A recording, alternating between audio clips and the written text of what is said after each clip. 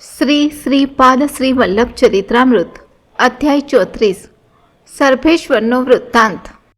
આ અધ્યાયના પઠન અથવા શ્રવણથી લીધેલા ઋણમાંથી મુક્તિ મળે છે, દુઃખ દૂર થાય છે અને સુખ સગવડમાં વધારો થાય છે।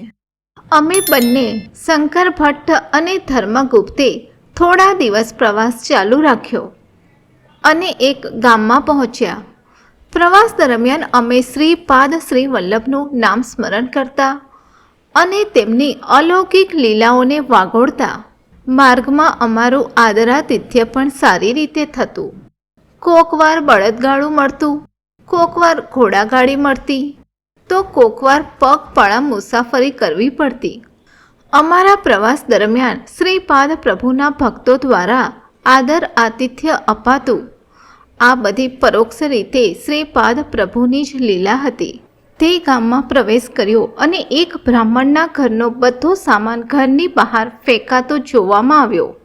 તે બ્રાહ્મણની સ્ત્રી અને પુત્રો ઘરમાં જ હતા। આ બ્રાહ્મણે એક સાહુકાર પાસેથી પૈસા ઉછીના લીધા હતા। પૈસા વખતસર પાછા આપવામાં બ્રાહ્મણ નિષ્ફળ નીવડ્યો હતો। એક દિવસ તે સાહુકાર બ્રાહ્મણને રસ્તામાં મળ્યો। સાહુકારે બ્રાહ્મણને ત્યાં જ અટકાવ્યો અને તેની આજુબાજુ કોલસાથી એક કુંડાળું દોર્યું। સાહુકારે કહ્યું કે કેટલા દિવસમાં તું મારા પૈસા પાછા આપીશ તે તારી જનોઈના શપથ લઈને જાહેર કર। બ્રાહ્મણે 2 અઠવાડિયામાં પૈસા પાછા આપવાનો વાયદો જાહેર કર્યો, પરંતુ તે સમયમાં બ્રાહ્મણ પૈસાની વ્યવસ્થા કરવામાં નિષ્ફળ રહ્યો। આપેલી મુદ્દતમાં બ્રાહ્મણ પૈસાની વ્યવસ્થા કરી ન શક્યો। તે માટે તે સાહુકાર બ્રાહ્મણની ઘર વખરી ઘર બહાર ફેંકતો હતો। બ્રાહ્મણ, તેની પત્ની અને બાળકો બધા જ ઉદાસ નજરે જોઈ રહ્યા હતા। ગામના સર્વ લોકો પણ તમાશાની જેમ પ્રેક્ષક તરીકે સર્વ જોતા હતા।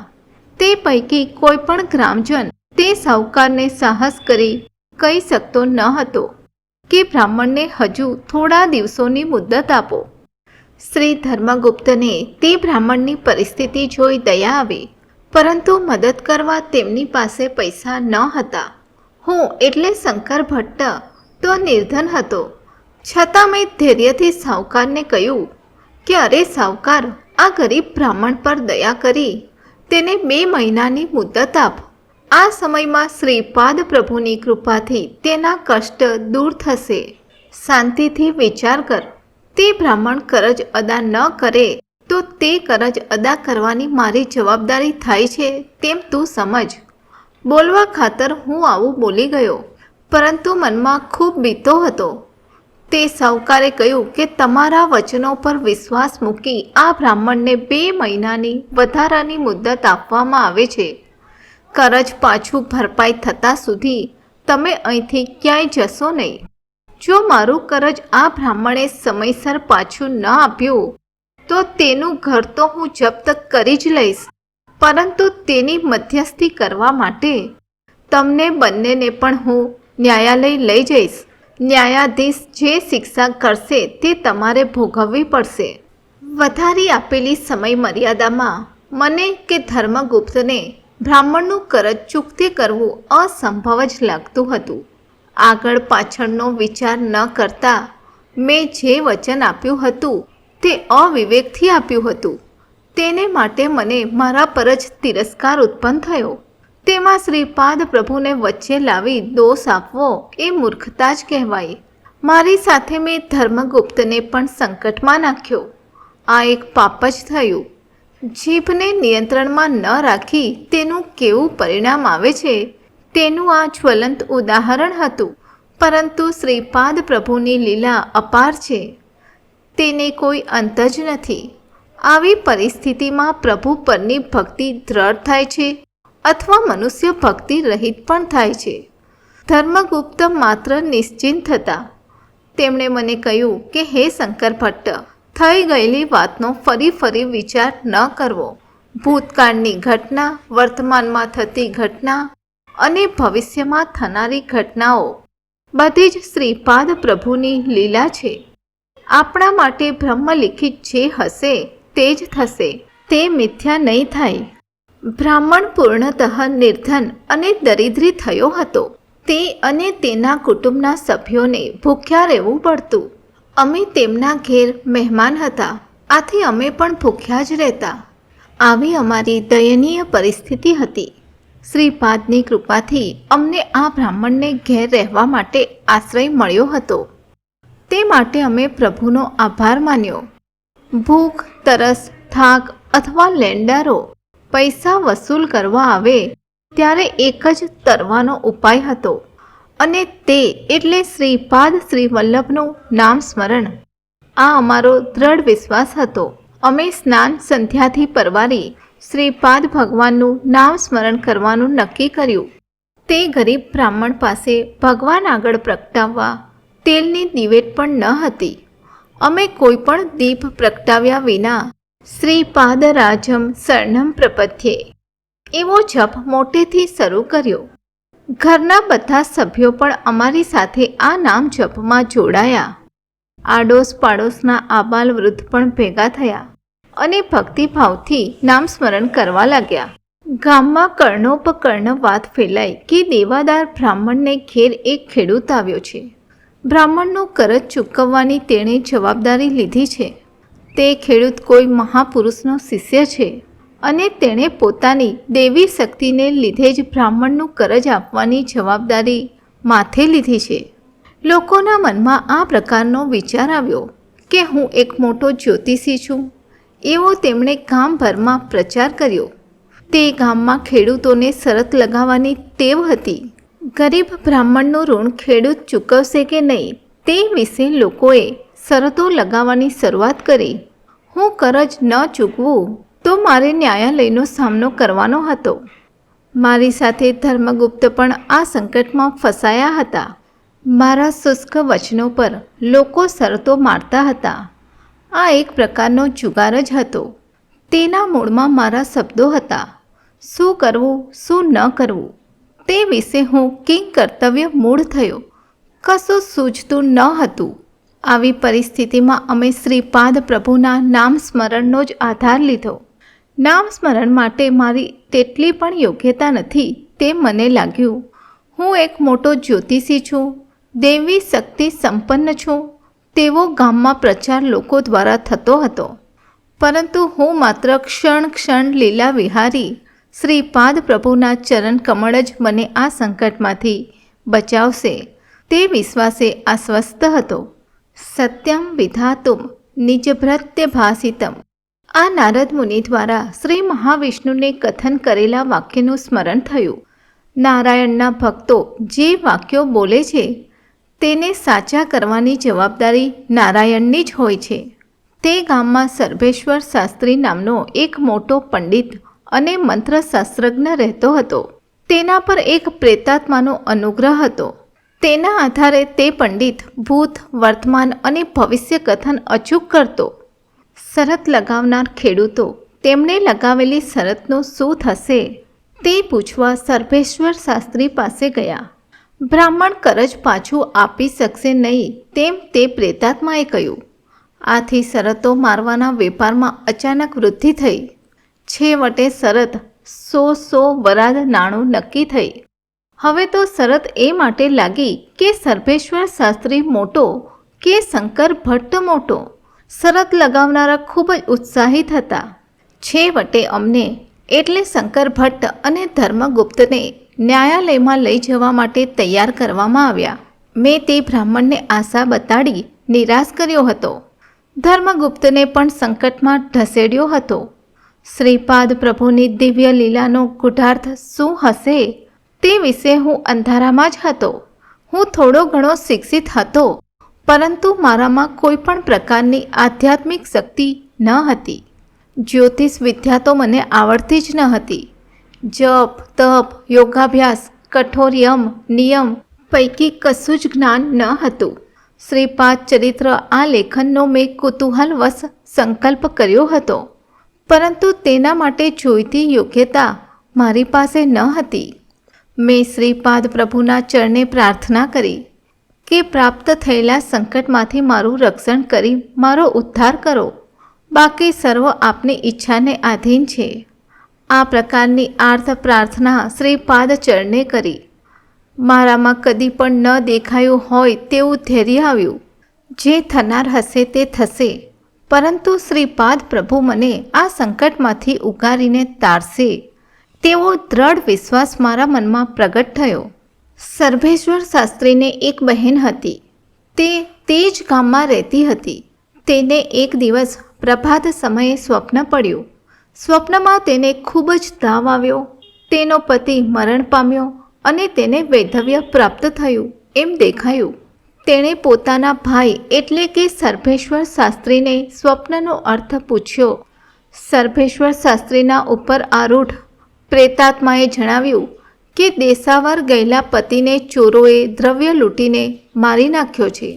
પતિની હત્યાની વાત સાંભળી તે ખૂબ જ વિલાપ કરવા લાગી.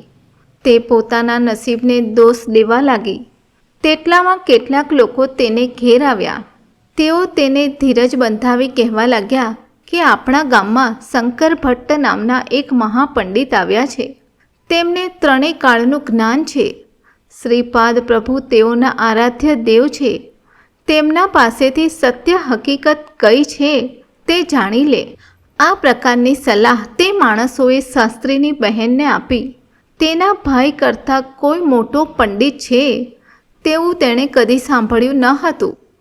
તેમ છતાં તેણે નિશ્ચય કર્યો કે શંકર ભટ્ટને મળીને તેમના આશીર્વાદ લેવા. સર્ભેશ્વર શાસ્ત્રીની બહેન અમારે એટલે શંકર ભટ્ટને ઘેર આવી અને અત્યંત કરુણાભર્યા વચનોથી બોલી કે ભાઈ, મારા સૌભાગ્યનું રક્ષણ કરો. તેના કરુણાયુક્ત વચનો સાંભળી મારું હૃદય દયાથી ભીંજાઈ ગયું. શ્રીપાદ પ્રભુ દ્વારા પંચદેવ પહાડના વિવાહ સમારંભમાં ખેડૂત પાસેથી પ્રાપ્ત મંત્રાક્ષત મારી પાસે છે તે મને યાદ આવ્યું. મારામાં એક દિવ્ય સ્ફૂર્તિનો આવિર્ભાવ થયો. તે મંત્રાક્ષત સાક્ષાત શ્રીપાદ શ્રીવલ્લભ પાસેથી પ્રાપ્ત થયેલા હોવાથી તેના સૌભાગ્યનું રક્ષણ અવશ્ય થશે તેમ મને દ્રઢ વિશ્વાસ થયો. મેં તે બાઈને બોલાવીને કહ્યું કે બાઈ, આ મંત્રાક્ષત તો લઈ જા અને તારે ઘેર પૂજા સ્થળે સુરક્ષિત રાખ. તારો પતિ થોડા જ દિવસોમાં તને મળવા આવશે. આ જ સત્ય છે, ત્રિવાર સત્ય છે. આ હકીકત કેટલાક ખેડૂતોએ સર્ભેશ્વર શાસ્ત્રીને જઈને કહી. તે સાંભળી સર્ભેશ્વર શાસ્ત્રીને બહેન પર ખૂબ જ ગુસ્સો આવ્યો. તે બહેને એવો સંકલ્પ કર્યો કે જો મારા પતિ સુખરૂપ ઘેર પાછા આવશે તો હું તે ગરીબ બ્રાહ્મણનું દેવ ભરપાઈ કરીશ. શંકર ભટ્ટને હું ગુરુ કરીશ અને શ્રીપાદ શ્રીવલ્લભનું નામ સ્મરણ આરાધના કરીશ. 3 દિવસ પસાર થયા. આ 3 દિવસોમાં ખેડૂતોએ અમને અનાજ અને સીધું લાવી આપ્યું. આ ખેડૂતોએ જ મારા પર શરત લગાવી હતી કે હું વિજયી થાઉં તો તેમનો પણ વિજય થઈ તેમને પૈસા મળવાના હતા. 3 દિવસ પછી ચોથા દિવસે સર્ભેશ્વર શાસ્ત્રીની બહેનનો પતિ દેશાટનથી સુખરૂપ પાછો આવ્યો. તે બ્રાહ્મણ સ્ત્રીના આનંદને કોઈ સીમા ન રહી. શંકર ભટ્ટે આપેલા મંત્રાક્ષતથી જ તેના સૌભાગ્યનું રક્ષણ થયું હતું તેમ તે બ્રાહ્મણીને ખાતરી થઈ. તેના પતિને મારી નાખવા ચોરોએ પ્રયત્ન કર્યો હતો, પરંતુ એક યવન મલ્લે વચ્ચે પડી તે ચોરોને મારી બ્રાહ્મણનું રક્ષણ કર્યું હતું. આહા, શ્રીપાદનો મહિમા અગાધ છે, અમોઘ છે. સર્ભેશ્વર શાસ્ત્રીનો અહંકાર નષ્ટ થયો. મારું જ્યોતિષ સાચું ઠર્યું. આથી અમે રહેતા ઘરના બ્રાહ્મણ માલિકનું કરજ સર્ભેશ્વર શાસ્ત્રીએ ચૂકવ્યું.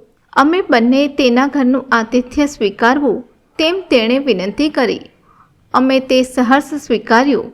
સર્ભેશ્વર શાસ્ત્રીએ કહ્યું કે ભાઈઓ, ધૂમાવતી દેવી એ 10 મહાવિદ્યાઓ પૈકી એક છે. તેનો હું ઉપાસક છું.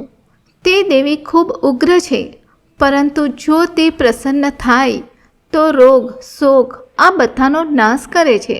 જો તે કોપ કરે તો સર્વ સુખ કામનાનો નાશ કરે છે. આ દેવીના શરણે જવાથી સર્વ વિપત્તિનો નાશ થઈ સર્વ સંપત્તિનો લાભ થાય છે. જો તેને ક્રોધ આવે તો ઉપવાસ, કલહ, દારિદ્ર વગેરે પ્રાપ્ત થાય છે.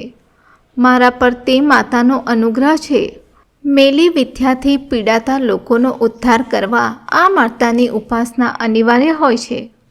કલ્યાણની કામનાથી મેં થોડા દિવસો સુધી વિનામૂલ્યે લોકોની સેવા કરી, પરંતુ તે પછી મારામાં ધનની લાલસા પેદા થઈ અને લોકો પાસેથી હું વધુ ધન લેવા લાગ્યો.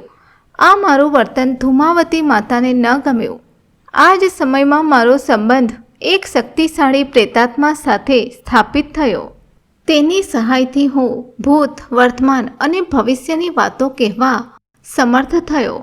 પ્રેતાત્માની ઉપાસના કદી કરવી નહીં જોઈએ. જો કરીએ તો તે વડે પ્રાપ્ત ધન પ્રજા સેવામાં, ગરીબોને, નિર્ધનોને દાન આપવું, તેમ કરવાથી પ્રેતાત્મા આપણને સ્વાધીન રહે છે. તેમ ન કરીએ તો તે ખોટું ભવિષ્ય કથન કરી તેના સાધકનું અપમાન થાય તેવી પરિસ્થિતિ નિર્માણ કરે છે અને તેને નિર્ધન કરે છે. એટલું જ નહીં, પરંતુ તેને જીવ ભય પણ હોય છે. સ્વાર્થ વૃત્તિથી વર્તન કરતાં આપણો પુણ્ય ક્ષય થાય છે અને પછી તે પ્રેતાત્મા આપણા માટે કષ્ટોનો ડુંગર ઊભો કરે છે. તેમાંથી બહાર પડવું અતિ મુશ્કેલ હોય છે. સર્ભેશ્વર શાસ્ત્રીએ કહ્યું કે મેં અવિવેકથી ધન ઉપાર્જન કર્યું અને હંમેશા મારો સ્વાર્થ જ જોતો.